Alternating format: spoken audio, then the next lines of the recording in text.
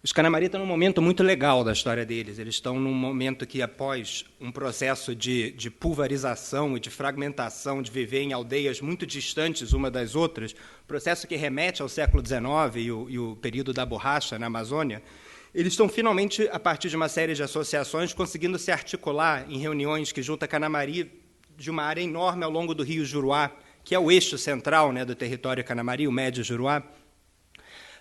E essa reunião eu sabia que ela ia acontecer esse ano, mais uma, acho que já é a quarta reunião dos Canamari, e eles, no rio Jutaí, né, que é um rio um pouco acima do rio Juruá, só que a gente achava que ia ser em agosto, e a reunião acabou sendo adiantada um pouco para agora. Na verdade, o NIA estava voltando da reunião agora, de forma que não só não pôde vir o NIA, também não pôde vir mais nenhum Canamari, porque estavam todos praticamente nessa reunião. O único outro que poderia vir, o Todá, estava numa reunião da FUNAI em Rio Branco, de forma que, com muita tristeza que eu estou apresentando aqui sem o José Nia, até porque com o Nia eu ia fazer uma fala bem diferente, ia falar um pouco sobre resguardo. O Nia, quando eu fiz meu trabalho de campo, ele tinha 2 filhos, agora ele tem 9, então ele sabe bem o que é resguardo. Já viveu bem isso. Acontece em algumas outras propostas, ser um espaço de convivência e de acolhimento das propostas de pesquisa em comum de pesquisadores indígenas e não indígenas. Né? Olha. Esse momento para nós também tem um significado bastante interessante na maneira como nós estamos trabalhando, porque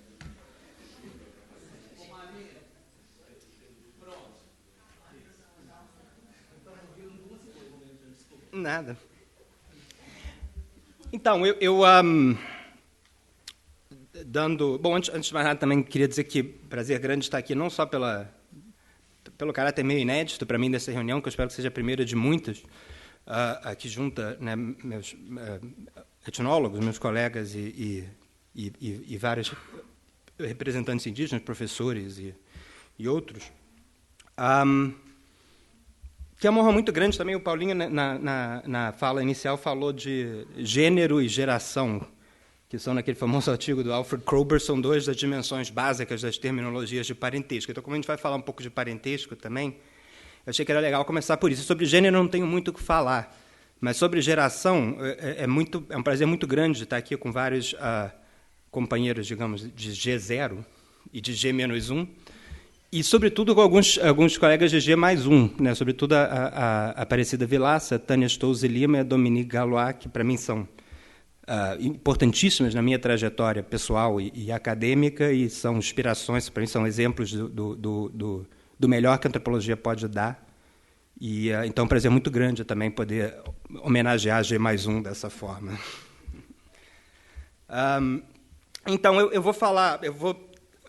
Como Aparecida, eu vou falar também um pouco sobre parentesco, só que eu vou falar do lado avesso do título do seminário. Ela falou de comendo como gente, eu vou falar de alimentação e comensalidade. Eu trabalho com o povo Canamari, eu trabalho desde 2002 com os Canamari, que é um povo de língua catuquina, do Rio Juruá. Originalmente, eles são do Rio Juruá. A língua catuquina é uma família linguística pouco conhecida, etnográfica e linguisticamente, e hoje ela é basicamente restrita à língua Canamari e alguns dialetos, como a catuquina do Rio Biá, Tsurrum Japá e umas outras, uns dialetos, enfim, que são mutuamente compreensíveis entre si. Eu trabalhei com os Canamari do Rio Itaquaí, que fica dentro do Vale do Javari. Ele não está na bacia do Rio Juruá, mas ele é muito próximo do Rio Juruá pela vertente, e tem contato intenso ali. Os Canamari provavelmente migraram, cerca de 430 Canamari com quem eu vivi, por 20 meses, né, ao longo do meu campo, provavelmente migraram para lá no início do século XX, para o Rio Itaquaí. A partir do Rio Juruá, a maioria continua vivendo no Rio Juruá, em outros afluentes. Falar de alimentação e comensalidade, o Paulinho estava lembrando que, quando eu chegava de campo, eu chegava muito magro, eu perdi até 15 quilos em 5 meses de campo. Então, para mim, falar de alimentação e comensalidade não foi uma escolha intelectual, foi uma necessidade. Não porque faltava comida lá, quando tinha muita comida, por frescura minha em relação ao que comer ou não. Então, eu vou falar, tentar falar pausadamente, eu vou ler aqui um pouquinho uma parte do artigo que eu escrevi, e, enfim, vou tentar fazer isso mais claro possível. Então, vou falar de diferentes maneiras, né, de distribuir e consumir comida, para investigar, sobretudo, o que me interessa, sobretudo aqui, é o papel das relações assimétricas, né, das relações entre pessoas em posições diferentes, sobre a criação e a perpetuação do parentesco.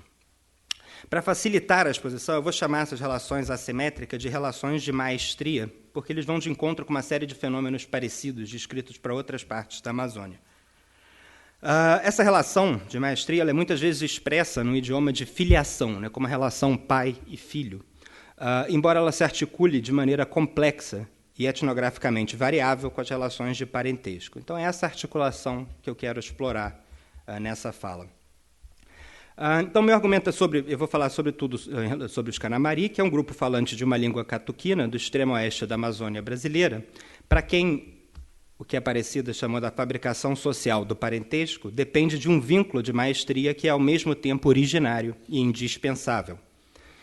Se, como recentemente propôs o antropólogo americano Marshall Sahlins, o parentesco pode ser definido como a mutualidade do ser, né, a participação mútua de pessoas uma na outra, para os Canamari essa mutualidade é precedida pela dependência e a ética do parentesco é precedida pela assimetria do mestre. Ao dizer precedência, eu me refiro a dois fenômenos relacionados. Um deles é o fato de que, no que concerne o ciclo de vida dos Canamari, as pessoas são primeiramente inseridas em relações de maestria antes de o serem em outras relações.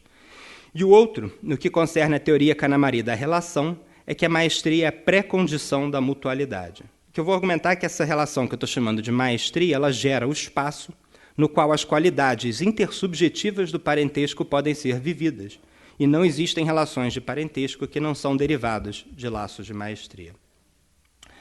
Bom, como eu não vou poder discutir aqui todas as diferentes maneiras, né, que essas questões se articulam, eu vou me limitar ao modo pelo qual o parentesco é articulado a uma distinção central entre duas modalidades de distribuição e consumo de alimentos. De um lado, nós temos o ato de alimentar ou dar de comer, que define ou expressa a relação assimétrica que eu estou chamando de maestria. De outro, a comensalidade, que caracteriza as refeições comunais, cujo sentido é produzir ou propagar as relações de parentesco. Alimentação e comensalidade não são, vou argumentar, conceitos e práticas intercambiáveis ou equivalentes. A comensalidade só se materializa como consequência de atos prévios de alimentação. Essa distinção é explicitamente reconhecida pelos Canamari. Então, para efeitos dessa apresentação também, já que é difícil talvez definir parentesco de uma maneira que funcione em tudo quanto é contexto, mas para essa apresentação eu vou definir parentesco de acordo com duas qualidades que os Canamari consideram como parte integral das relações entre parentes, né, o irnem em Canamari. A primeira é a corresidência, né, o irnem to, viver junto, viver com parentes. A corresidência, ela pode, esse termo, o irnem to, ela pode indicar que pessoas coabitam uma mesma aldeia, mas não necessariamente. Ela implica, no mínimo, a coabitação em um aglomerado de aldeias próximas numa bacia fluvial única, tá? Que são articuladas em torno de uma maloca, e é uma unidade que eu designo, seguindo vários pesquisadores da região Juruá-Purus, de subgrupo. A corresidência delimita um universo de pessoas que mantêm interações contínuas de tipo não ritual. A segunda qualidade do parentesco é abrangida pela expressão Canamari Ichonentikok, que eu traduzo de forma literal por conhecer a terra. Isso que quer dizer, conhecer a terra.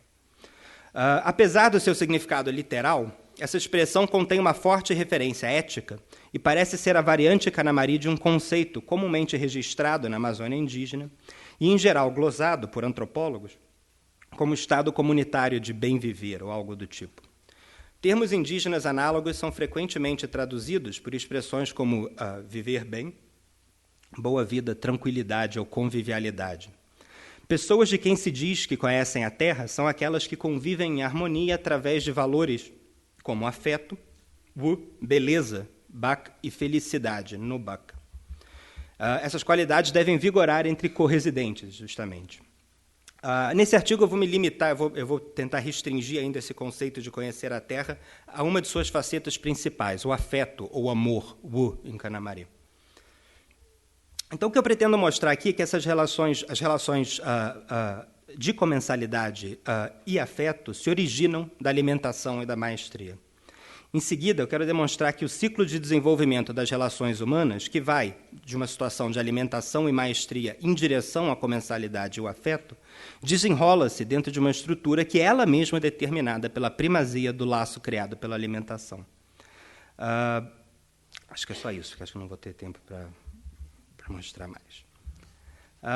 Então, vou começar falando da alimentação. Tá? A palavra Kanamari para alimentar alguém, ou como os Kanamari traduzem, dar de comer a alguém, é ayurman. Essa palavra contém a raiz ayur, que indica a necessidade de algo ou de alguém. Em sintagmas verbais, né, em frases verbais, a raiz funciona geralmente como um verbo auxiliar modal, né, como em expressões tipo ayurdok, quer dizer, ter necessidade de defecar ou precisar defecar, e ayurpok, ter necessidade de fazer sexo. Nesses exemplos, o ayur indica uma necessidade mecânica, sobre a qual as pessoas têm pouco controle. Os Kanamari que falam português costumam traduzir essa raiz, ayur, nesses casos, pelo verbo precisar. Mas o ayur também pode ser empregado como verbo não modal, igual precisar em português. É o caso precisamente de ayurman, em que ayur se liga ao verbo polissêmico man, que significa fazer, executar, fabricar, obter, também dizer. No caso de ayurman, esse morfema, man, ele funciona como um causativo, né? Ele é algo que causa uma necessidade. Diferentemente do que ocorre com outros sintagmas verbais contendo ayur, não se inclui a palavra precisar em traduções de ayurman para o português. Ao contrário, os Kanamari sempre me traduziram ayurman por dar de comer, embora o sentido literal do termo seja causar necessidade ou fabricar, criar necessidade. Então, como qualquer evento causativo, né, qualquer ato ou evento de ayurman expressa uma macrosituação, digamos, que constitui duas microsituações. Tem alguém que alimenta e alguém que é alimentado. Em geral, o resultado concreto de uma ação que os Kanamari podem definir como ayurman é que o participante alimentado termina por comer, em Kanamari, a comida oferecida pelo outro. Contudo, como a análise linguística indica, esse verbo, ayurman, ele não enfatiza o comer como principal objetivo da alimentação. Então, se ayurman é um causativo que não apenas conduz ao ato de comer, o que então que ele causa no outro? Levar o outro a comer é, na verdade, um método para causar nele uma necessidade em relação à pessoa que o alimenta. Os Kanamari dão essa necessidade o nome de naki ayur, no qual naki funciona como a preposição em, com o significado de dentro de. Naki ayur indica uma necessidade interna, literalmente. Não se trata de uma necessidade genérica, mas sim de uma necessidade pela pessoa que alimenta, uma necessidade que nós podemos caracterizar como uma dependência. A frase, por exemplo, enfim, tem várias coisas aqui que vocês vão ver que eu botei para conversar com Nia sobre isso, mas Kamayun, que é meu nome, era uma frase que eles usavam muito para definir a minha situação na aldeia. Kamayun nanaki ayur awanyama significa Kamayun precisa, depende de sua mãe. Que era o que eles diziam volta e meia quando me viam ser completamente incapaz nas tarefas mais básicas. O que está implicado nessa frase é uma necessidade constitutiva, eventualmente vital. Sendo assim, a alimentação não é um ato que encerra uma necessidade prévia, por exemplo, a fome. É, ao contrário, um ato que cria ou perpetua uma necessidade. Em outras palavras, se tanto o nosso verbo alimentar quanto o verbo ayurman em Kanamari são causativos, o primeiro encerra-se em um ato de comer, enquanto o segundo conduz a uma necessidade, uma dependência, que se estendem, se prolongam no tempo. Alimentar implica, inclui, abarca um conjunto heterogêneo de eventos e atos, que incluem, entre muitos outros, amamentar, alimentar xerimbabos, transformar alimentos crus em refeições cozidas a serem servidas em festas coletivas, constituir um ambiente físico e moral onde os alimentos são distribuídos, fornecer a terceiros os meios necessários para que estes obtenham alimentos por conta própria, por exemplo, dando espingarda, anzóis, terçados, e ainda conhecer e executar os cantos rituais que tornam possível a reprodução da flora e da fauna. Os atos e os eventos descritos em termos de alimentação são característicos das relações entre parentes, mas não se limitam a elas, podendo se efetivar entre pessoas que mantêm relações dos mais variados tipos. Porém, uma vez estabelecida, a relação alimentar altera a natureza do vínculo prévio. As relações mais frequentemente associadas à Ayurman incluem aquelas entre as mulheres e seus animais de estimação, entre pais e filhos, entre xamãs e seus espíritos auxiliares, entre chefes e seus seguidores, e mais recentemente entre a Fundação Nacional do Índio e os Kanamari, uma vez que a Fundação Nacional do Índio iniciou sua relação com os Kanamari distribuindo espingardas, anzóis, terçados, num contexto onde os Kanamari não tinham mais acesso a essas mercadorias. A alimentação pode ainda caracterizar certos aspectos da relação entre marido e mulher ou entre homens e mulheres de maneira geral, bem como entre um professor e seu aluno, por exemplo, entre um caçador experiente e o jovem que o acompanha na caçada, ou entre um xamã e seu aprendiz. Em todos esses casos, disse que o primeiro alimenta o segundo. Então, um rápido exame dessa lista meio heterogênea é suficiente para mostrar que é meio infrutífero, eu acho, buscar uma definição substantiva ou exaustiva dessa palavra Ayurman. É uma série de eventos concretos a quais esse termo corresponderia. O melhor, eu acho, é definir o termo em oposição a uma outra maneira de distribuir comida que eu não vou discutir hoje, que é a troca de comida entre não parentes em certos rituais, né? Chawairmeni Hon, e a comensalidade, do qual vou falar daqui a pouco, da Wirnempo, que é entre parentes, que ocorre entre parentes durante refeições cotidianas. Então, diferentemente desses dois contextos interacionais, a alimentação não pode ser definida nem como partilha ou troca de alimentos entre pessoas adultas que possuem a capacidade de produzir ou obter comida por conta própria, nem como uma prática de subsistência comum às interações do dia a dia. Isso porque aquilo que os Kanamari chamam de Ayurman cria ou perpetua uma relação assimétrica entre aquele que alimenta e aquele que é alimentado, o que não significa que a alimentação não possa, em certos contextos, caracterizar laços entre adultos plenamente produtivos. Mas quando outras relações são obviadas em prol da relação alimentar, é porque se está sublinhando a capacidade produtiva suplementar daquele que alimenta em relação àquele que é alimentado. Ao focalizar-se a relação alimentar em detrimento de todos os outros tipos de relação que poderiam ser mencionadas num contexto específico, um adulto plenamente produtivo é feito um dependente, isso é, ele é constituído, no contexto dessa relação, como alguém incompletamente produtivo. Assim, embora os Kanamari costumam traduzir Ayurman por alimentar, várias das ações que eu estou descrevendo, do qual eu estou falando, não se parecem muito com aquilo que nós, normal e literalmente, entendemos por alimentação, mesmo considerando que todas elas tenham alguma conexão, por mais tênue que seja, com o ato de prover alguém com os meios físicos ou as matérias-primas necessárias para que essa pessoa seja capaz de produzir comida para si mesmo ou para outros. No limite, porém, a Ayurman não precisa estar associada às atividades de subsistência ou ao ato de comer. Fazer uma pessoa comer dando-lhe alimento ou provendo-lhe os meios de produzir o próprio alimento é apenas um caso privilegiado de uma relação assimétrica muito mais geral, no qual um participante torna disponível ao outro aquilo que lhe era previamente indisponível, com isso criando ou ampliando uma dependência desses últimos em relação ao primeiro. Vou falar dos xerimbabos agora. Como muitos outros povos indígenas da Amazônia, os Kanamari capturam e criam os filhotes de animais que eles matam em caçadas. Para os Kanamari, a alimentação é o meio pelo qual o controle dos xerimbabos se estabelece. E é um momento importante na produção de pessoas, ou adiantando-me um pouco, na produção de pessoas que produzem e ou consomem. Focalizar o modo como os xerimbabos são criados é um bom ponto de partida para uma discussão etnográfica sobre alimentação, visto que a relação entre mestre e xerimbaba é definida principalmente pelo ato de dar de comer. Sendo um exemplo paradigmático, a criação de animais de estimação nos permite identificar claramente os efeitos da alimentação, talvez ajudando a isolar esses efeitos em contextos nos quais ela parece entremeada a outras relações. Então, eu observei que os Kanamari que falam português, eles traduzem Ayurman por dar de comer. Mas quando eu perguntava diretamente o que é Ayurman, a maioria dava um exemplo. Ayurman é quando uma mulher mastiga a comida, tira da boca e coloca na boca do animal que ela está criando. A palavra Kanamari para xerimbabo é Baraup, que significa literalmente pequeno animal.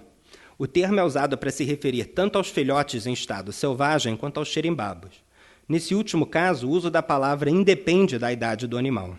Normalmente, os animais de estimação dos Canamari não vivem muito tempo, mas aqueles que chegam à idade adulta seguem sendo chamados de pequeno animal, continuando a marcar, assim, a sua condição dependente.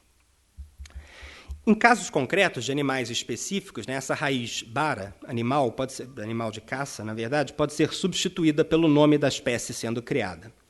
Embora sejam os homens os caçadores, normalmente são as mulheres e as crianças que alimentam e criam os animais de estimação. Essa divisão de trabalho é muito comum na Amazônia.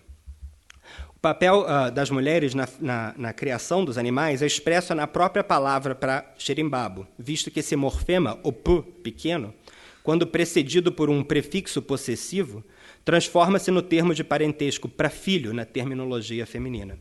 Então, Baraup pode ser traduzido tanto por pequeno animal quanto por animal filho, mulher falando, realçando dessa forma a associação entre pais-filhos, nesse caso mãe-filho, e o dono e animal de estimação, uma associação bastante recorrente na Amazônia. Outro nome comum para xerimbabo é Ituatirutequian, que poderíamos traduzir por aquele que fazemos crescer ou aquele a quem causamos o crescimento. Esse termo enfatiza o vínculo vital entre o animal e seu dono humano, estabelecido pela alimentação. Quando falo de laço ou vínculo vital, estou me referindo ao fato de que o animal de estimação não sobreviveria sem os cuidados e alimentação de seu dono. Dar de comer é a técnica central da familiarização de animais, visto que, uma vez que o filhote aceita ser alimentado, considera-se que ele não poderá subsistir doravante fora do âmbito do vínculo ali estabelecido.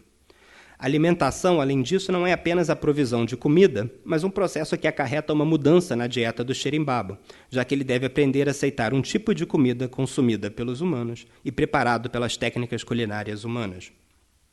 Isso muitas vezes pode incluir a carne cozinhada da própria espécie que está sendo familiarizada. O novo paladar adquirido pelo animal de estimação aprofunda sua identificação com o dono, sendo mais um fator a prevenir possíveis fugas. Embora seja a técnica central da familiarização e alimentação, a alimentação ocorre juntamente com uma série de outros mecanismos. Quando um caçador traz um filhote de animal para a aldeia, toma cuidado de remover-lhe os dentes e, caso necessário, também as garras. Se for uma ave, suas asas são imediatamente podadas. Em seguida, se for um mamífero, isso é muito rápido, assim, já vi animais chegarem na aldeia, macaco, por exemplo, que normalmente chega a mãe numa certa época com filhotes agarrados, é o tempo de eu ir ver uma coisa lá em cima, quando eu voltar o animal já está sem garra, sem dente, já está amarrado num poste, é extremamente rápido mesmo. Quando um caçador traz um filhote de animal para a aldeia, em seguida, se for um mamífero ou um réptil, ele é amarrado por uma corda a um poste no interior da casa. Se for um filhote de pássaro, ele é colocado dentro de uma cesta de palha, onde ele permanece aquecido. Periodicamente, esse animal é solto, os animais são soltos para que possam receber a fumaça dos fogos da casa, porque assim eles vão se acostumando aos odores e perdendo a vontade de fugir. Todos os bichos de estimação são alimentados inicialmente com mingau de banana, caiçuma não fermentada de macaxeira ou com uma bebida feita do fruto da pupunha. A comida inclui também pedaços de banana, pedaços maiores de banana, de macaxeira ou de pupunha, que são sempre mastigados pelas donas antes de serem colocados diretamente nas bocas ou nos bicos dos xerimbabos. Pouco a pouco, os pássaros vão aprendendo a comer na palma da mão das donas e os mamíferos desdentados passam a comer restos intencionalmente jogados no chão, perto do poste a que foram atados. Mais tarde, quando forem soltos do poste, eles comerão nos pratos de sua dona, o que ocorre sobretudo com macacos. Durante os primeiros dias, a dona do animal responsável por seu bem-estar deve abster-se de ingerir carne de caça, principalmente carne da mesma espécie do animal capturado, se for um animal comestível. A maioria é, porque normalmente é uma atividade complementar da caça, a captura de animais. Alguns Canamari me disseram que mas não necessariamente, pode ser, alguns são caçados por esporte, como periquito, por exemplo. Alguns Canamari me disseram que a abstenção não vale apenas para a dona do animal, mas para todos os residentes da casa. Então, submetidos a esse processo, o animal passa gradualmente de selvagem, Itianinwarar, da floresta, para ser doméstico, da casa, Hakuarar. É quando, por fim, ele é desamarrado do poste e começa a circular livremente pela aldeia. O animal está plenamente familiarizado quando perde a capacidade de sobreviver fora do grupo doméstico e se torna dependente total da sua dona. À medida que a relação progride, a alimentação pode se fazer acompanhar de sentimentos que parecem, a princípio, atenuar a dependência original, ou pelo menos dar-lhe outros contornos. Um desses sentimentos é justamente o afeto, wu. O verbo kanamari wu implica uma orientação mútua entre aqueles que têm afeto um pelo outro. O termo parece conotar, assim, uma relação de mutualidade ou simetria que é contrária à simetria ou à maestria inerente ao vínculo criado pela alimentação. Para especificar melhor o que eu quero dizer por afeto, né, tomando emprestado os termos do Peter Gall, eu acho que o Wu define uma relação de demanda mútua, de desejo mútuo, né, uma relação que é central para as relações produtivas no regime de divisão sexual do trabalho, característico das sociedades amazônicas. Wu sempre denota traços de mutualidade, reciprocidade e simetria. Então, no restante dessa parte, eu vou tratar de mostrar que quando uma relação com traços predominantemente assimétricos é formulado em um idioma de afeto, isso implica uma de duas coisas. Ou que a relação assimétrica está em vias de se transformar em uma relação mais simétrica, ou que a faceta assimétrica da relação é ocultada em prol da sua faceta simétrica. Então, quando uma mulher começa a alimentar o animal de estimação, ela pode anunciar que vai produzir a velhice dele, querendo dizer com isso que a sua intenção é cuidar do xerimbabo por um período longo e que envelhecerão juntos. Passados alguns meses, algumas mulheres começam a colocar seus animais de estimação para dormirem consigo na rede e demonstram afeto pelos animais que a seguem pela aldeia durante as atividades cotidianas. Aos olhos das outras pessoas, o animal acompanha a sua dona porque a ama. Nesse estágio da relação, as donas referem-se a seus animais de estimação por meio de um vocativo que é utilizado de forma padronizada para todos os indivíduos familiarizados da espécie. Isso é algo que os linguistas... Acho que a primeira pessoa a tratar disso de forma mais comparativa foram os linguistas Stefan Dienst e David Fleck, que chamam isso de pet vocative, né? Vocativo de xerimbabo. Isso é muito comum para quem trabalha na região do Juruá-Purus, eu acho, mas eu não sei, até gostaria de saber depois se é comum em outras regiões. Então, esse é um vocativo específico que é utilizado sempre para a mesma espécie quando criado. Tá? Esse vocativo pode ser termos em outras línguas vizinhas, por exemplo, termos para digamos, queixada em matiz ou matsês, são línguas vizinhas. Pode ser pode ser uma coisa metonímica, né? Por exemplo, tem um pássaro que eu não sei identificar, que quando é xerimbabo ele é chamado de bico, por exemplo. Enfim, tem uma série de possibilidades aí, mas é sempre o mesmo termo que é usado quando esse mesmo animal, indivíduos da mesma espécie são criados. Então, quando passam a ser chamados por esse vocativo, você pode ocultar a relação de alimentação e diz-se apenas que os animais de estimação comem a comida que as pessoas preparam para si mesmas, tomando muitas vezes o alimento diretamente das panelas ou do prato. Por ocasião da morte de um animal de estimação muito querido, as mulheres podem entrar em luto, né? Marhuanen, saudade, como os Kanamari traduzem. O luto é caracterizado pela suspensão do trabalho, pela abstinência alimentar e pela explosão periódica de lamentos e prantos, nos quais o vocativo de xerimbabo é repetido várias vezes. Certa vez, quando eu mostrei ao homem uma fotografia em que a sua esposa aparecia ao lado do seu falecido macaco barrigudo de estimação, ele me pediu que não mostrasse a foto para ela, em hipótese alguma, senão ela retomaria o luto, mesmo já tendo passado 1 ano desde a morte do animal. Então, todos os xerimbabos são criados por atos de alimentação, mas nem todos recebem da sua dona o mesmo afeto. Muitos morrem cedo, algumas poucas semanas ou meses depois de serem levados à aldeia. São então descartados, sem cuidados especiais, nos rios ou na mata.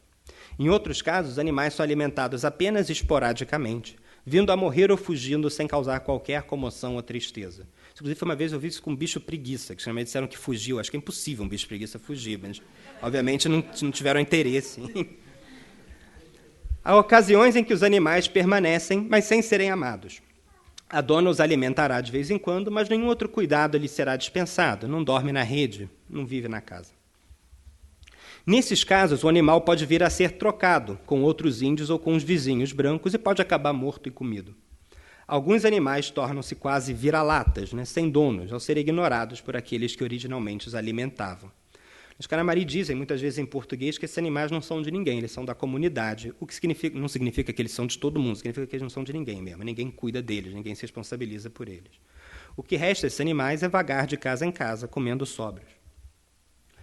Quando existe afeto entre o mestre e o xerimbabo, esse sentimento pode ser retraçado a um laço de alimentação originário. Mas, como acabo de afirmar, nem todo ato de alimentação resulta em afeto. Todo ato de alimentação implica, isso sim, dependência, naqui ailleurs. A relação entre a dona e o animal de estimação por ela alimentado é aquela em que a primeira detém o controle sobre o destino do segundo. Em certo sentido, ela é a fonte de sua vida. Enquanto dura a alimentação, a dependência do animal persiste. Tem algumas fotos vagamente relacionadas. Essa é uma mulher de Sorum Japá. Ela é um grupo Canamari que até pouco tempo era isolado, vivia nos interflúvios do Jutaí e Jandiatuba, e eles meio que foram forçados por outros grupos isolados dessa região a fazerem contato com os Canamari do Rio Jutaí. Essa foto não foi tirada por mim, foi tirada por meu amigo no CTI, o Vitor Gil, no Rio Jutaí. E fiquei impressionado com o tamanho do macaco barrigudo. Vocês vão ver em outra foto. Ele é realmente grande. Os Canamari do Itacoaí nunca vi criarem xerimbabos até essa idade. Acho que tem até mais uma. Pode passar. Não, esse é um outro. Esse é um macaco preto, que está no processo ainda amarrado na casa, né? Ele ainda não está solto. E ele teve agora, os Canamari estão, enfim, acho que é bastante comum no resto da Amazônia, todos eles agora recebem o Bolsa Família, que exige que eles desçam de 3 em 3 meses para a cidade. Então, a dona desse animal teve que descer e não pode sair da área indígena com xerimbabo. E tem um posto da FONAI que realmente checa isso. Então, ele ficou ali durante um mês, que ela baixou. As pessoas, às vezes, passavam, jogavam mamão, alguma coisa para ele, mas, enfim, era uma situação meio triste, a situação desse macaco preto. Pode passar. Essa é só mostrar uma aldeia, essa aldeia do Jutaí, do Rio Jutaí. Pode passar, por favor. Esse é um pequeno macaco barrigudo, tá, que acabou de ser solto e está circulando pela casa. Esse é no Rio Itacoaí. Esse é o filho do Nia, a ideia era mostrar para ele quando era há 13 anos atrás, com um filhote de macaco barrigudo dele. Pode passar. Esse é o Benedito com seus periquitos. Pode passar. Isso aqui depois, enfim, é uma família, depois eu falo um pouco disso, que é uma irmã cuidando do filho, mas acho que tem mais um só para... Pode passar. Aldeia? Não, deixa. Depois eu mostro, então. Vamos deixar aí na aldeia. Pode deixar aí. Então, essa sessão chama maestria, né? Quando a gente passa da discussão dos atos causais que estabelecem a simetria para as categorias geradas por meio deles, nós encontramos a variante Canamari da categoria do dono, ou do mestre. Para os Canamari, quem quer que alimente o outro é o dono daquele por ele alimentado. A palavra Canamari que eu traduzo por dono é o arar, mas essa palavra tem um escopo semântico muito maior do que essa tradução sugere. Para abarcar os sentidos de Uará, temos que incluir pelo menos dois significados distintos. O arar designa o corpo vivo de pessoas ou animais e o mestre ou dono de algo ou alguém. Na língua Canamari, esses significados não são alternativos. Eles sempre ocorrem simultaneamente. Assim, para traduzir o ará, eu proponho o vocábulo composto corpo-dono, né, juntando as duas palavras mais utilizadas pelos Canamari quando, incentivados pelo etnógrafo, eles arriscam uma tradução de Uará em português. Então, a gente pode ser mais preciso e dizer que alguém que alimenta um outro é o corpo-dono desse outro. Uma mulher, por exemplo, é o corpo-dono do seu xerimbabo.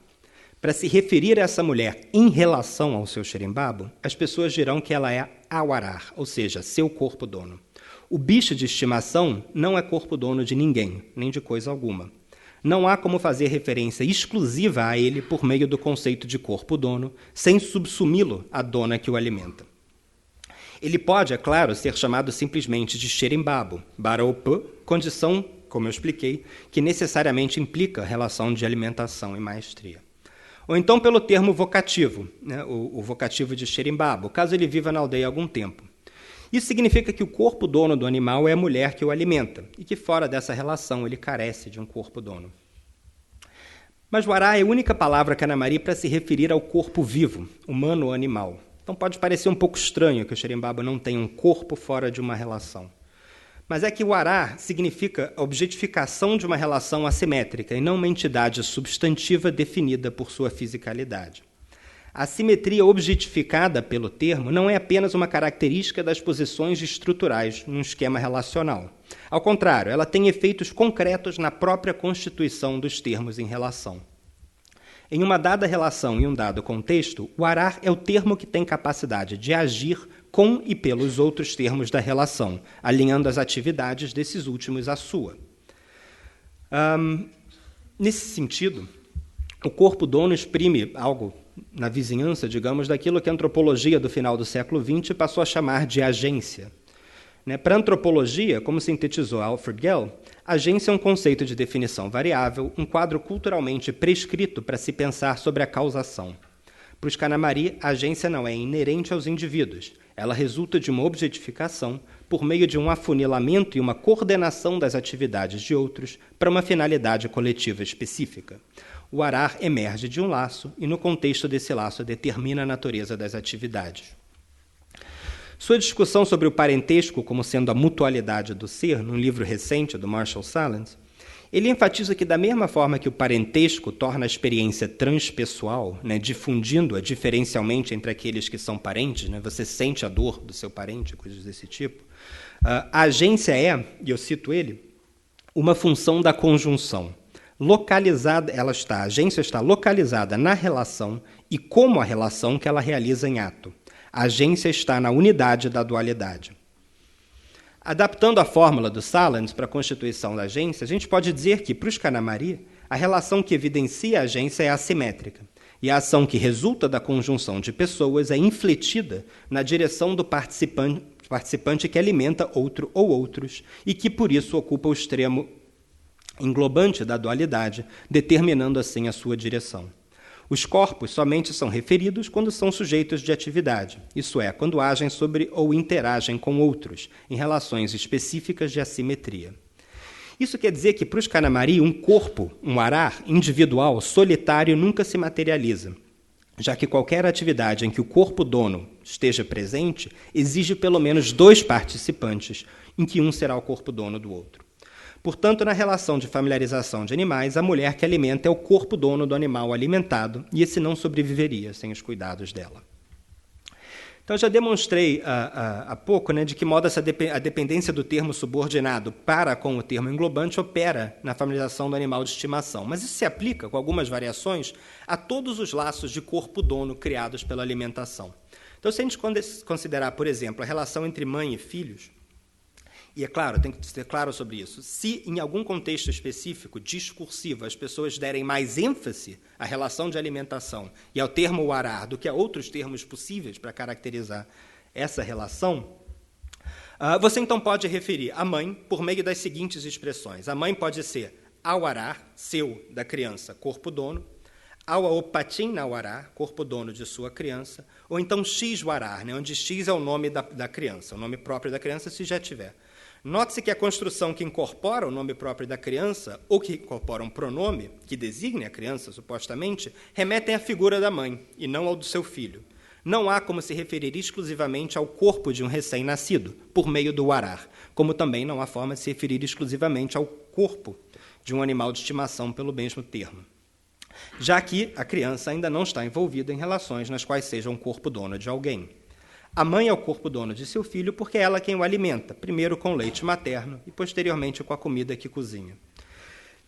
A criança não é produtiva e nada contribui para a subsistência ou para a manutenção cotidiana do grupo doméstico. Conforme a observação do Pizzergall sobre o Spiro, qualquer tarefa desempenhada por uma criança não passa de um complemento auxiliar à atividade dos adultos. Para crescer e se desenvolver, a criança precisa ser alimentada pela mãe. Ou, para ser mais exato, qualquer mulher que lhe alimente torna-se sua mãe, visto que é ela quem permite seu crescimento e desenvolvimento.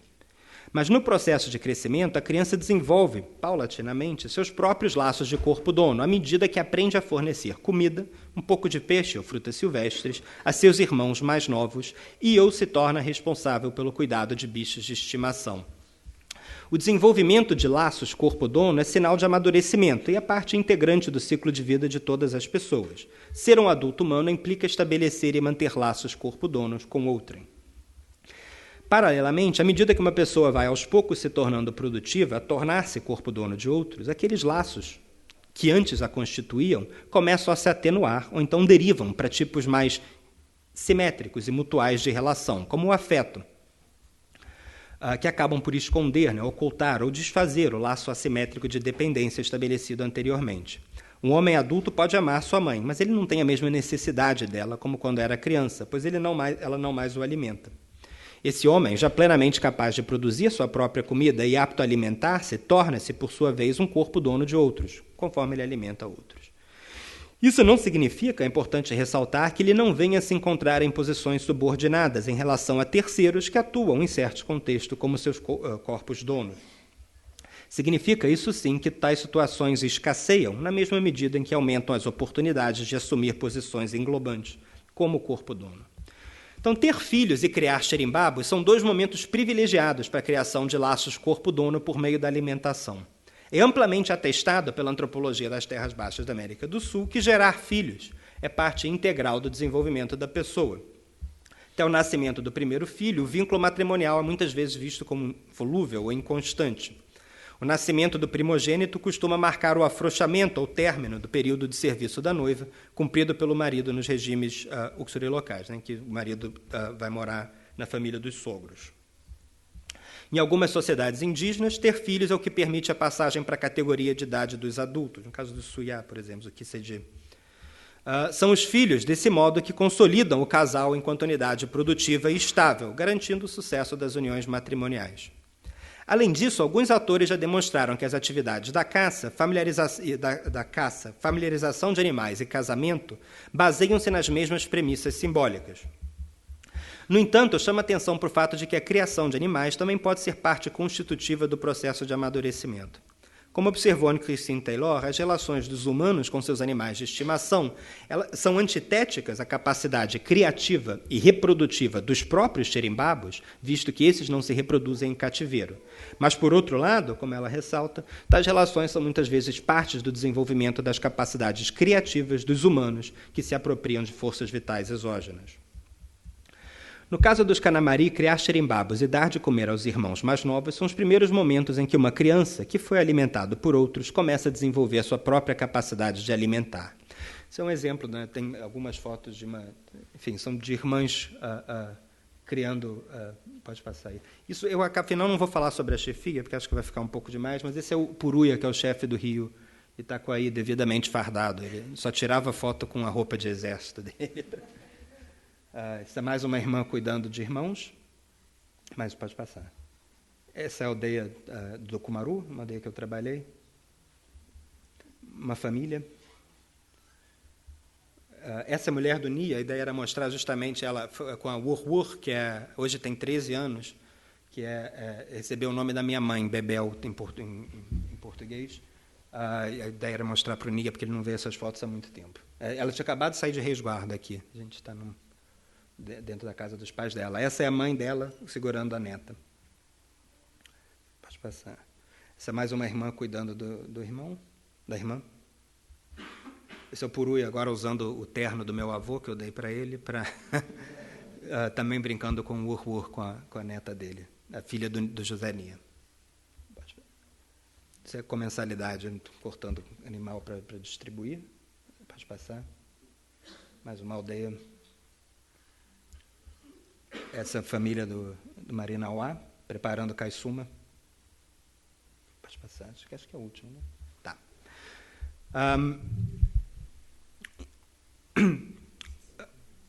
Então, eu vou passar direto só para falar um pouquinho da comensalidade. Enfim, vou deixar tanto aqui de falar sobre articulação. Bom, eu acho que o problema desses argumentos ontogenéticos, do tipo que eu acabei de fazer, é que se torna impossível estabelecer a precedência de uma relação sobre as demais sem cair nas dificuldades, né, da regressão infinita. Por exemplo, se o amor pelo animal de estimação surge de um laço de dependência, que por sua vez se origina de uma relação de predação cinegética ainda anterior, uma mulher só vai criar animais de estimação se ela estiver envolvida em relações de afeto e cuidado mútuo com seus parentes, e assim em diante. Então, a teoria social Kanamari resolve esse problema ao estabelecer laços de alimentação menos imediatos, mas que são estruturalmente articulados a corpos donos mais abrangentes. Estou falando do laço entre os chefes e seguidores, que eu não vou falar em muito detalhe aqui, mas eu quero dizer que os chefes e seguidores criam um espaço da relação de maestria de alimentação por meio de sua alimentação, onde a comensalidade entre parentes, o Irnim, é possível. O termo Kanamari, que eu traduzo como comencilidade, da Wirnen P, ele expressa isso de certa forma. Ele pode ser decomposto no verbo P, comer, precedido por da Wirnen, expressão que os Kanamari traduzem em português por juntos. Da Wirnen pode ser analisado ainda separando essa raiz wir, que quer dizer um punhado, né, um amontoado, um magote, uma coisa desse tipo, desse sufixo flexional nen, que subordina o wir, o termo para punhado, a esse prefixo da. Esse prefixo da ele é perfectivo, né? Ele marca o aspecto durativo de tempo, ele indica que uma ação acontece no intervalo de tempo determinado. Ele significa por algum tempo, na verdade. E ele se opõe à duração inespecífica, né, dos verbos que são designados sem esse marcador verbal. Nesse sentido, a expressão da Wirnen indica que 2 ou mais participantes realizam a ação em conjunto durante um determinado intervalo de tempo especificado pelo marcador de aspecto. Por isso, da Wirnen pode ser traduzido quase literalmente por comer junto, pelo tempo de duração de uma determinada refeição.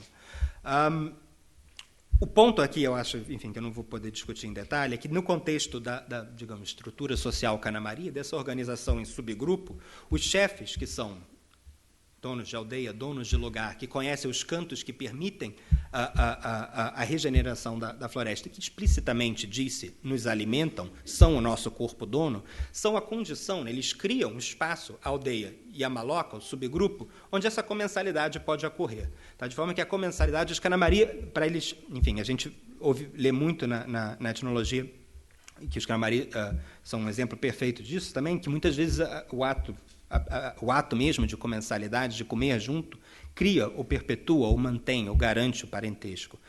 No caso dos Kanamari isso é verdadeiro, mas ele só é verdadeiro se as pessoas que comem juntos, que são comensais, são antes alimentadas por uma mesma terceira pessoa, um chefe, no caso, que cria o espaço dentro do qual a comensalidade é realmente efetiva. Isso, peço desculpas pela leitura e por não ter o Nia aqui, que seria bem mais divertido fazer isso com ele. Obrigado, Paulo.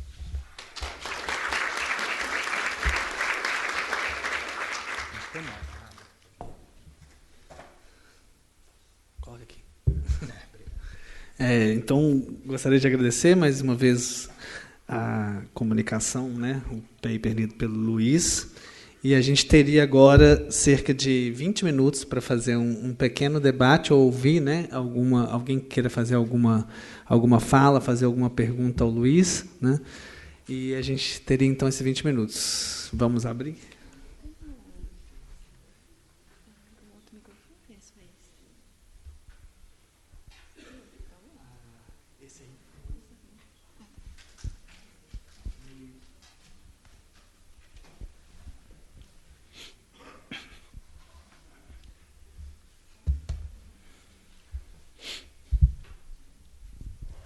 Luiz, gostei muito da sua apresentação, a discussão sobre as múltiplas possibilidades e especialmente da comensalidade, das suas diferenças. Escutando a sua fala, uma coisa que me chamou muito atenção é quanto essa vulnerabilidade ao que o Pietgau chama de helplessness. Você não... Esse texto do Pietgau é fundamental, acho, para compreender aqui a situação esse texto do Pietgau num livro de 2002, né, sobre a antropologia do Love and Anger, do amor e da raiva, um texto chamado Helpless. É exatamente sobre isso, exatamente como você cria, nessa relação, você cria as condições para o parentesco se estabelecer, para a memória, com certeza, porque eu não posso citar tudo que está aqui, mas esse texto... Não, mas estava aí subentendido. Talvez você não utilizou a uma palavra em inglês, mas estava lá. E quanto essa condição de ser vulnerável total, quer dizer, dependente e vulnerável, a palavra em inglês são as duas coisas. Né? Coloca, então, aquele que vai ser criado numa posição em que seja ele vai ser recebidor de amor, como você mostra, mas ele também pode ser, como você mostra no caso daqueles xirimbabos que não são cuidados, ele pode ser objeto de crueldade. Então, eu achei isso muito interessante, como sua apresentação agora mostra essa ambivalência que parece estar sempre presente. Será que eu vou cuidar? Ou será que eu vou ser cruel? Então, eu queria talvez que você explorasse mais. Eu uso a palavra crueldade, porque não sei que outra palavra usar, mas eu gostaria, talvez, se você poderia nos falar sobre conceitos Kanamari que seriam equivalentes ao que eu estou tentando expressar usando a palavra crueldade. Não sei se existem ou não existem. O que acontece que faz que você pode olhar para um bebê e sentir enorme compaixão, compreender que ele está totalmente helpless e que ele precisa desse corpo dono para obter um corpo dono próprio também para o futuro, ou simplesmente você deixa lá e abandona até com um certo prazer de uma certa tortura, não sei. Não, eu tenho, enfim, a palavra que os Kanamari usam, é muito difícil você saber de início, falando do Xerimbaba, sobretudo, se o animal vai ser amado no futuro ou se ele vai ser abandonado. Assim, não tem nada, normalmente, nos primeiros dias que difere desse tipo de relação. Isso, eu não saberia te especificar por que, de fato, um animal... Isso é um problema que eu tinha em campo, eu não sabia por quê. Por que esse aqui? A resposta deles é sempre a mesma, porque esse animal, Jabá, não presta. Tá? Também. A palavra, aliás...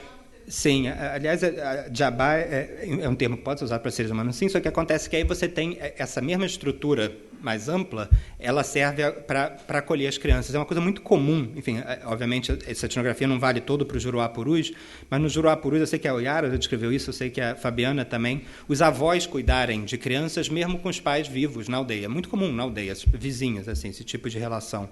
Então, é isso que acontece muito nos Kanamari. Tem muitos avós criando seus netos. Eu até botei uma foto de uma avó com um neto, minha neta, apesar dessa aí ter sido criada pela Oranoran mesmo.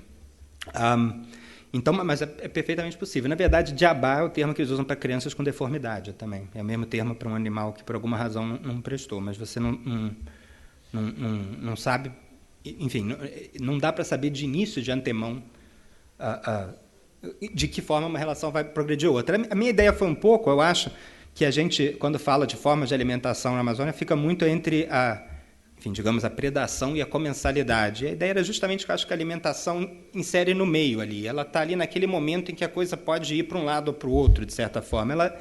Ela serve para processar, digamos. No caso do Xerimbaba, isso é óbvio. A caça é um ato de predação cinegética. Você... come carne que produz parentes, mas você cria também uma relação, a partir dessa predação, uma relação de dependência de alimentação que pode ou não se desenvolver alguma outra coisa. Luiz, pensando que você falou da questão dessa relação de maestria como estando, sei lá, um pano de fundo ou uma coisa que possibilita a própria produção do parentesco e tudo, e aí eu fiquei vendo aqui você mostrando uma série de meninas, né, cuidando dos irmãos mais novos, né? E aí, conhecendo assim vários lugares da Amazônia, você vê que isso é uma coisa meio de gênero mesmo, né? As meninas mais novas cuidam dos irmãos ali e muitas vezes o inverso não é verdadeiro, quer dizer...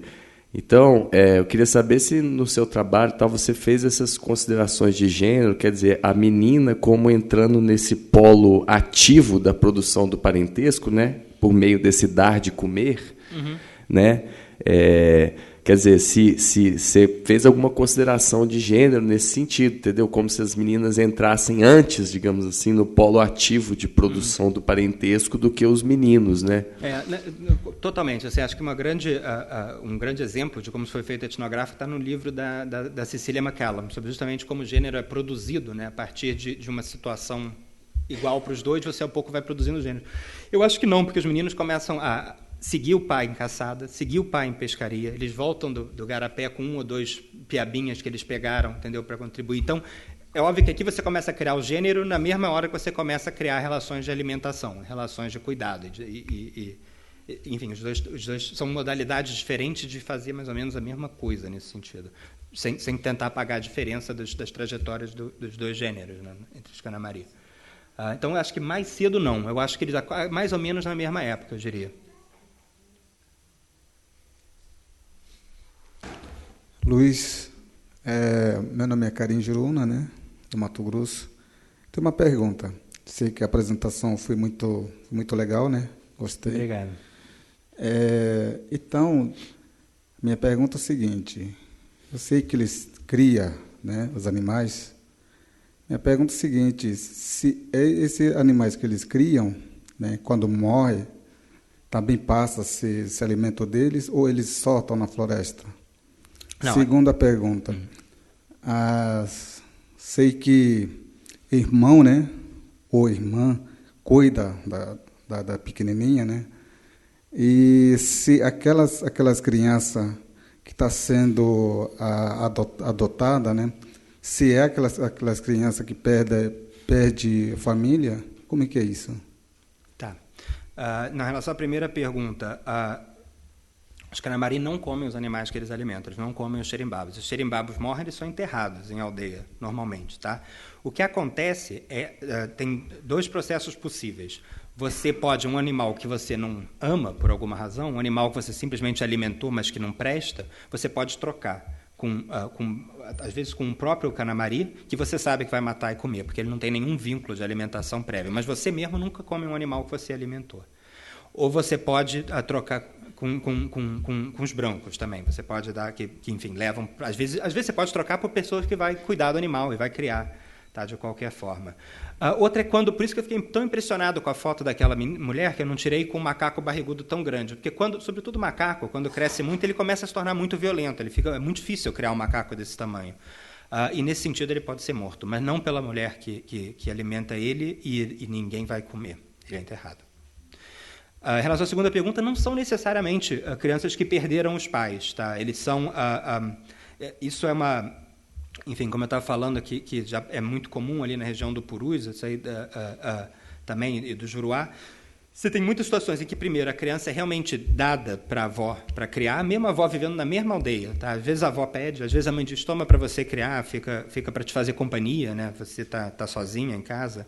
E eu tenho um menino, por exemplo, que tinha estava tendo uma situação estranha, porque os Canamari, eles têm a palavra para mãe, Nhamá, ela só designa uma pessoa. É diferente de muitas línguas indígenas em que a palavra para a mãe e para a irmã dela é a mesma palavra. Às vezes a tia e a mãe são mais ou menos a mesma palavra, palavras parecidas.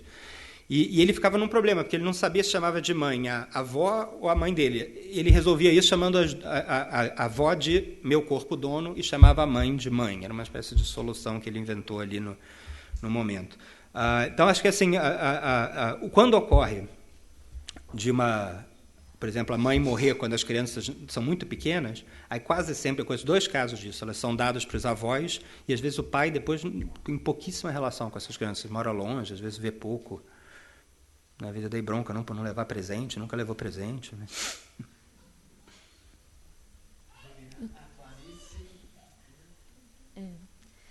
No início da sua fala, Luiz, você até nos advertiu que ia falar mais sobre o aspecto geracional da produção do parentesco do que sobre a questão de gênero, né, nessa produção. Mas também, no início, quando você estava falando, nos dando esclarecimentos linguísticos a respeito dos termos que designariam a relação de maestria, se referindo a uma relação assimétrica, e uma outra palavra que eu não me lembro, mas que designaria algo como um desejo mútuo de 2 pessoas envolvidas numa relação que apontaria para um vínculo simétrico. E você falou sobre uma complementariedade entre esses 2 tipos de relação. Eu queria saber se você percebeu isso no seu trabalho, como que se dá essa complementariedade no vínculo conjugal, entre marido e esposa. Tá. Se existe essa relação de maestria entre um e outro, em que medida ela é substituída por essa outra ou não, né? Tá. Não, ela existe e ela pode, se ela aparecer, enfim, isso é uma situação, você tem dentro de uma relação, você tem um leque enorme possíveis de maneiras de caracterizar essa relação. Em alguns contextos, a relação marido e mulher pode ser caracterizada como uma relação em que o marido alimenta a mulher e é o corpo dono dela, mas nunca vice-versa. Tá? E o que acontece, isso é só em certas situações específicas. E, normalmente, por exemplo, a relação do homem com seus filhos, ela é sempre mediada pela mulher. Acho até por isso que, às vezes, quando a mulher morre muito cedo, depois do parto, o marido deixa com os avós e some, porque ele perde a mediação. Quer dizer, ele é o corpo dono da mulher, que, por sua vez, é corpo dono das crianças. Tem 2 só problemas. Bom, tem uma coisa assim, que acho que é muito comum da região, tem uma tese de uma antropóloga canadense, eu acho, chamada Claire Lorraine, sobre o esculina, que é toda sobre como os homens são, enfim, controlam ou dominam as mulheres de certa forma. Eu releio toda a tese dela na chave da alimentação. Eu acho que o que está em jogo ali é uma coisa muito mais sutil de quem está alimentando quem, em qual contexto. Então, acho que é um problema regional, em certa medida, que precisaria ser esclarecido. O outro é que um problema, uma consequência indesejada do que eu acho que do modelo que eu descrevo, é que tem uma passagem muito... talvez não tenha dado para ver isso, porque eu não falei tanto dos chefes, mas o caso paradigmático de alimentação é a mulher que mastiga, tira da boca e dá para o animal. Esse é o caso exemplar. Conforme a gente vai passando para as esferas mais amplas, o Arah é um chefe que é sempre masculino, que está alimentando. Então, parece que eu estou... reproduz, numa outra escala, aquele velho problema da etnologia dos anos 70, do espaço doméstico e público de mulher e homem, que é um problema que eu ainda não sei muito resolver aqui, em termos teóricos, embora etnográficos eu não vejo outra maneira de apresentar. A gente só tem mais 10 minutos de debate e tem mais ou menos umas 5 pessoas querendo falar. Um modo de contornar isso é da gente fazer um grupo de perguntas, de 3 perguntas, e aí o Luiz responde, depois a gente faz mais um de 3 perguntas, e aí a gente encerra. Pode ser, pessoal? Então tá, vamos fazer então um bloco de 3 perguntas, tá, Luiz? Luiz, eu fiquei me perguntando assim, enquanto eu lia seu artigo, durante a sua fala, assim, qual seria a posição do antropólogo, a sua posição dentro de toda essa relação, né, da alimentação, da maestria e da comensalidade, assim, porque você falou que, bom, eles falavam que você necessitava da sua mãe, e que estava o tempo inteiro dependente das pessoas para ser alimentado. E, se eu não me engano, assim, eu me lembro que você escreve que durante as refeições, assim, esse momento que se expressa a comensalidade, as crianças, os xerimbabos, eles são sempre excluídos desses momentos e são sempre relembrados da condição deles, que eles ainda não têm uma posição de mestre de alguém, de alimentar alguém, assim. Eu fiquei imaginando você como um entre xerimbabo, criança, não sei em qual posição eles te colocavam e aonde você comia, com quem você comia. Tá.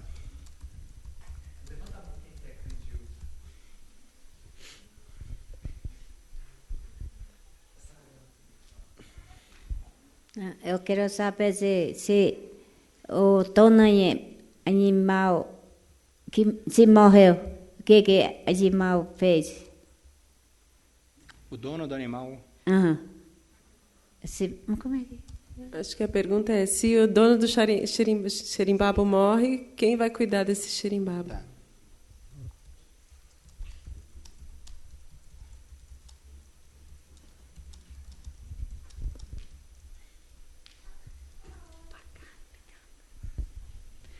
Olá, eu sou Thaís, da UFSCar, aluna da professora Clarice, a gente trabalha com o Xicrim, e eu queria fazer uma pergunta muito específica, na verdade, que a minha pergunta foi feita exatamente nessa questão de conjugais, relações conjugais e assimetrias e toda essa discussão. Na verdade, se há alguma analogia, em termos de fala, entre comer e sexo. Se existe essa exploração, se apresentou uma série de analogias que foi bastante produtivo aqui para a gente, né, que está ouvindo, e se existe essa analogia lá também. Tá. Muito obrigada. Excelentes perguntas. Clarice, eu tinha em termos de alimentação, eu acho que eu era meio que uma criança. E eu era meio que, enfim, não dava o meu prato, eu comia no prato de outras pessoas e tal. Só que eu tinha uma outra relação com eles que me diferenciava um pouco, que é que eu venho de longe, eu estou ali vivendo com eles, aprendendo a língua deles, e cada viagem de campo, porque isso, enfim, acho que de certa forma era uma condição do meu campo, eles nunca botaram nesses termos, mas eu entendi mais ou menos assim, eu levava presente para todo mundo, para todas as casas, e distribuía esses presentes, o que imediatamente me associou a minha pessoa à FUNAI na cabeça deles. E a FUNAI alimenta eles. A FUNAI alimenta eles dando terçado, dando as condições deles se alimentarem, dando espingardas, dando cartucho, pelo menos foi assim durante muitos anos. De forma que agora eu voltei recentemente, eles me chamam direto de nosso corpo dono. Eu não sei o que fazer com isso, pessoalmente, para dizer a verdade. É um pouco constrangedor, mas eles me chamam de nosso pai e nosso corpo dono, às vezes. Quando o dono do xerimbabo morre, eu me lembro agora, realmente foi uma excelente pergunta, foi uma pergunta que eu não tinha considerado. O único caso que eu me lembro foi de um macaco barrigudo que pertencia a uma senhora muito velha, que já não era ela que cuidava muito, que foi cuidado por uma filha dela. Eu duvido que eles matem o xerimbabo, a não ser que seja muito velho. Tá? Ele vai ser cuidado por algum parente próximo que vai passar a alimentar. Ou pode virar um vira-lata, meio vagando pela aldeia também. Eu não tenho como te dar certeza, mas eu tenho uma forte impressão que eles não matariam o xerimbabo de um morto. Tá? Eu posso estar errado, mas eu não tenho certeza. Sim, acho que, como todo mundo, eles fazem alguma relação entre comer e o sexo, sim. Só que eles fazem uma relação muito mais entre enfim, uma das palavras possíveis para sexo é furar, na verdade, é haka. É mais. Eu sempre entendia que a associação de mais com caça e sexo do que o comer, de fato, e o sexo. Com uma exceção, que é o termo que não é um termo para comer, é o termo para, enfim, chupar fruta, é isso. Que aí é usado também para sexo. Mas, para dizer a verdade, você me deu uma boa pergunta, porque eu não tinha pensado nesses termos. Então, em que relação isso se articula com, por exemplo, o marido ser corpo dono da mulher? Teria que ver em que contexto porque tem várias palavras possíveis para sexo. Em que contexto esse é utilizado? Furar ou chupar, ou coisa do tipo. Espero que eu tenha respondido, mais ou menos.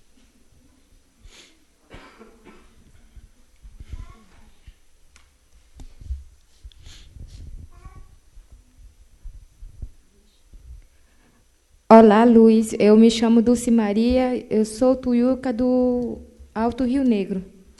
Eu quero perguntar, na minha região, quando o caçador encontra um animal, a gente leva para a comunidade, a gente cuida como uma criança, porque na nossa realidade, a gente sempre bota o nome do benzimento, né? Para cuidar, para poder cuidar bem do animal, a gente bota o nome tradicional, para ele poder crescer bem, né? Tem animais que a gente tira a pena, o pelo para rituais. Por isso a gente faz esse tipo de benzimento. Para os canamari, existe esse tipo de cuidado? Uhum. Uhum. Sou eu aqui. Não, são três, né? Oi, Luiz. Eu queria perguntar uma coisa que você não falou, mas que eu conheço da sua etnografia, que é sobre a guerra. E é sobre a relação do matador e do inimigo morto, qual é essa relação com a maestria ou com a comensalidade, tá? Tá.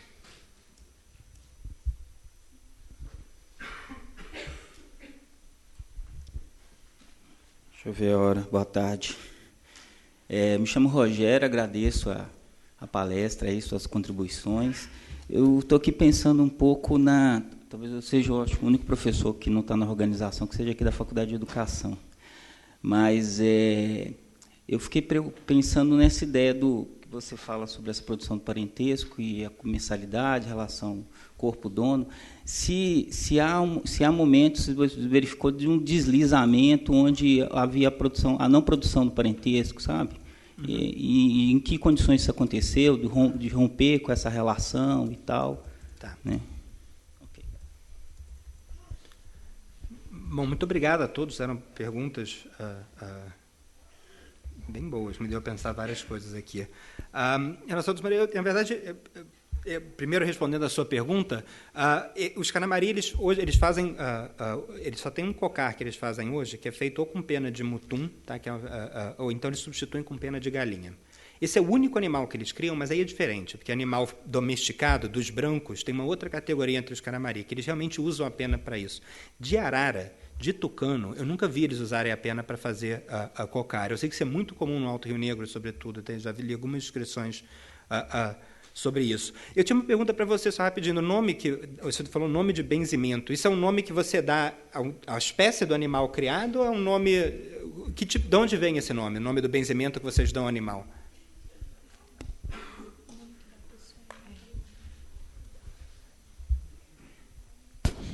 Porque esse nome é tradicional nosso, né?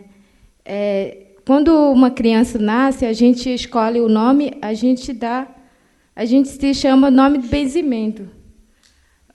E vocês dão o mesmo nome que vocês dão para a criança, vocês dão para os animais? Olha, isso é legal. Isso é legal mesmo.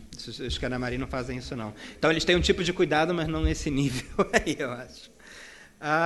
Pergunta parecida. Os Canamari, eles têm, enfim, logo falando do resguardo na Menarque, eles rapidamente começaram a falar também do resguardo do matador, de quem mata. E tem um complexo super difundido na Amazônia, que acho que todo mundo conhece, tem várias variações, de que quando você mata, você é, de certa forma, afetado pela alma ou sangue do morto, o que causa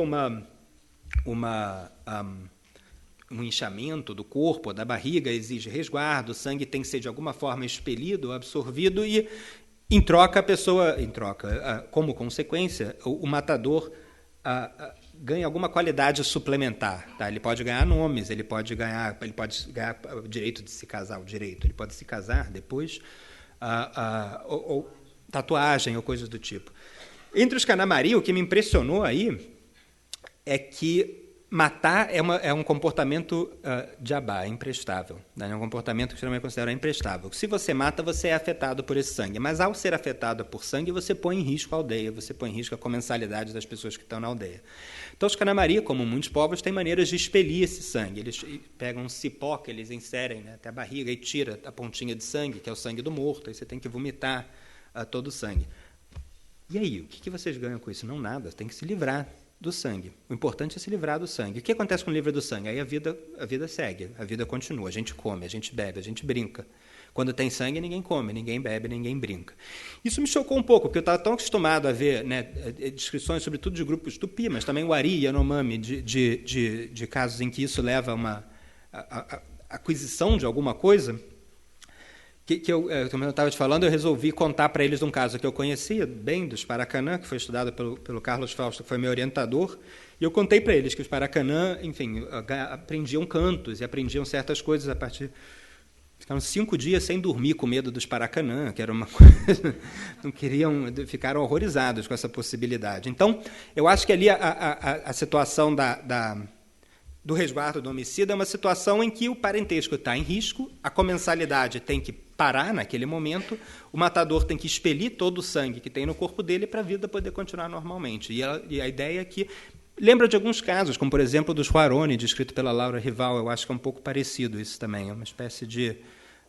enfim, nada se adquire do inimigo. Em relação ao Rogério, das falhas, absolutamente. Isso, um exemplo, enfim, não deu para falar totalmente, mas é claro, o risco de você produzir o parentesco é que ele pode se desfazer também, e ele se desfaz também. Acabei de falar de um exemplo, o homicida ele está numa situação ali difícil, em que ele pode ganhar o mato, como chamam os Canamari, o que significa fugir, uma espécie de vertigem que leva ele para o meio do mato e ele vira Onahan, outro. Né? Normalmente, todo mundo solitário tem esse risco, está sozinho. A palavra Canamari para sozinho significa literalmente vazio. E é isso que você está. Você está sem um corpo dono, você está sozinho, você está no mato.